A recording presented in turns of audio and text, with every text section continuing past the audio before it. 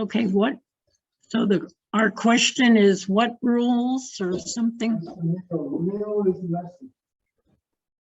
What rituals were changed by Jesus in his hosting of meals?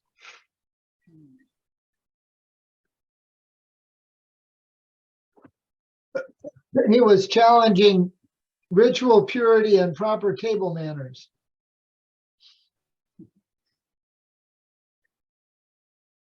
For sure. A lot of times there weren't any tables. It was on the grass as a picnic or whatever.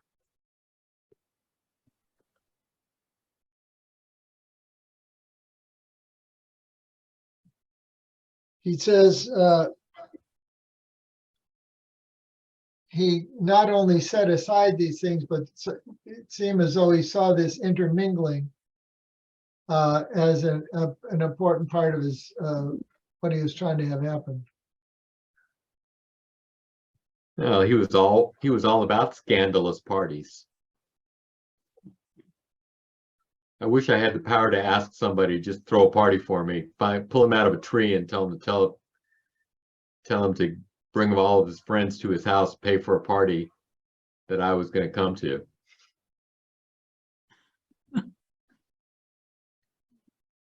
Yeah, it makes you wonder how many times he tried that and it didn't quite work, and they decided not to write that in the gospel.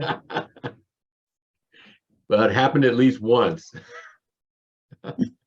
Worked pretty well too.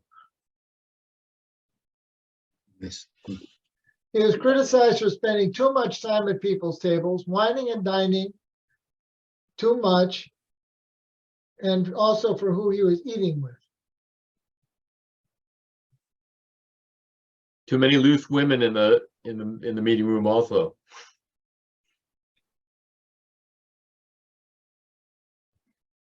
Yeah, one of the things about the meal was everybody became equal.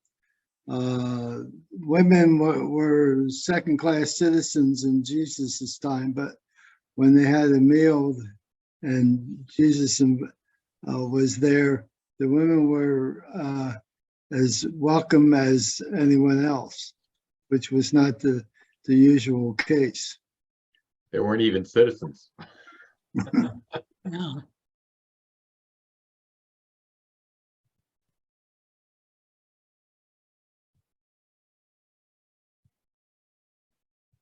Well, I was reminded, Luigi and I last weekend, was it just last weekend? Yes. We're in San Diego area with our friends, one who own a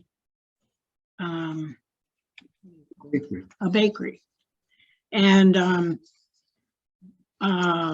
Francois, the baker, had a birthday, an 80th birthday, and he was determined to have a party. So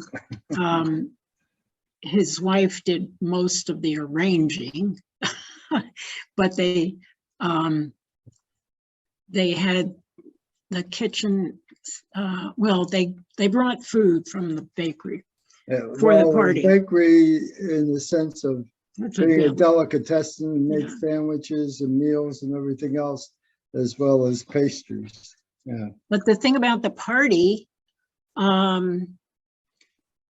was that it was a mix of, they invited the whole staff of the bakery. They closed the bakery at 1 o'clock, Yeah. started the party at 2 at their home. And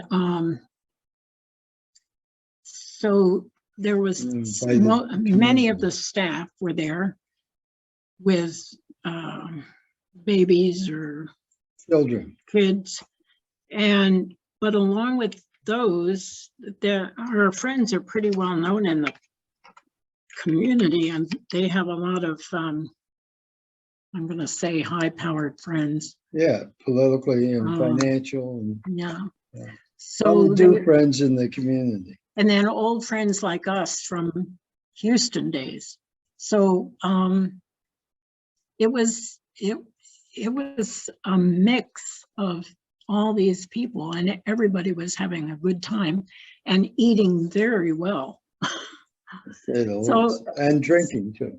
Yeah, but somehow that was the image that came to me when we started talking about Hospitality. how, yeah, well, and Jesus, well, he did it mostly on the spur of the moment, don't you think? Or No. he didn't have it planned. But anyway, That's interesting.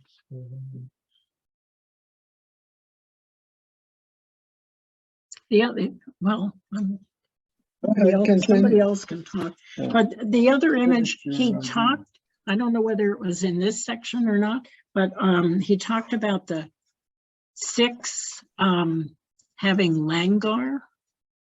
And that I was remembering our time at the Parliament of World's Religion when it was held in Salt Lake a few years ago. The Sikhs there every day for the 7 days we were there provided the luncheon meal, and we all Everybody invited. and well, yeah, everybody invited for sure, all 9,000 of us or however many. But we took off our shoes and then we sat on the floor. Oh, did we put a Yeah, hat on? put a scarf or something. Something. And then we sat at long so-called tables on the floor. They weren't really tables, maybe a cloth. But anyway, that was another miracle meal, or actually 7 miracle meals. And for these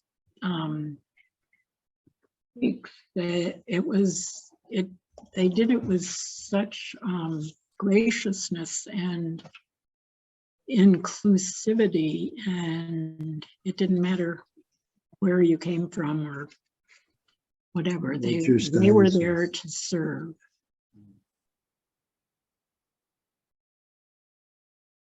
Yeah, one of the things that I remember about this particular issue was the author saying how he felt like his talents weren't being used because he felt he should be more of a teacher and a preacher, and just to serve the meals at the church, which is, pastor said that was his task.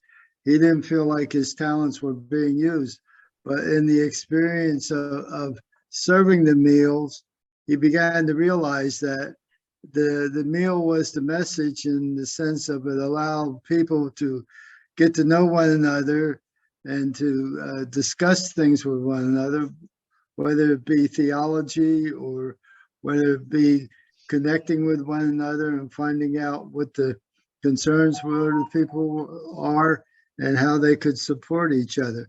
And he finally came to the realization that it wasn't just the fact of preaching being the main thing. It was the providing the service and allowing people to really get to know one another and to be of service in that sense, and through that service allow people to learn how to love one another.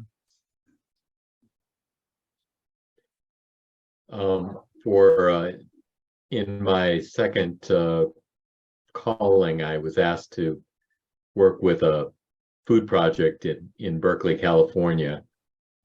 And so this was a meal that was started by the students, the Lutheran campus ministry at Berkeley. So they started out by taking bag lunches to homeless people on the streets around the church. And eventually they then organized a dinner that took place in the church. And that continued to expand until when I got there, they were feeding 200 people a day. a full meal made very nicely by the people themselves would come, and these were folks who were the largest part of this group. The majority of these folks were mentally ill.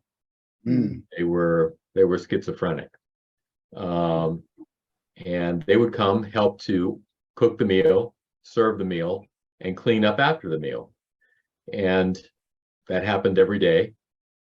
And then my job when I got there was that it was just too crazy a situation for the church to kind of continue to host it. It was kind of destroying the building, basically, because it was just heavy use of the building on a daily basis. And so my job was to kind of move it out of the church. And it took 3 years, but eventually we did figure out a way to get it into the community and be more. I thought it was dead, you know. After I had finished the job, I thought this place it'll never survive. But today, it is the largest social service organization in the Bay Area, Oh, serving literally thousands of homeless people on a daily basis in the Bay Area. The Berkeley Food and Housing Project. wow. But it started with students taking a bag lunch to folks in the park. That's what struck me about his early experience, is he was dealing with volunteers who were burnt out. It wasn't just him going and cooking in the kitchen, but he was having to take on a little project like you're describing.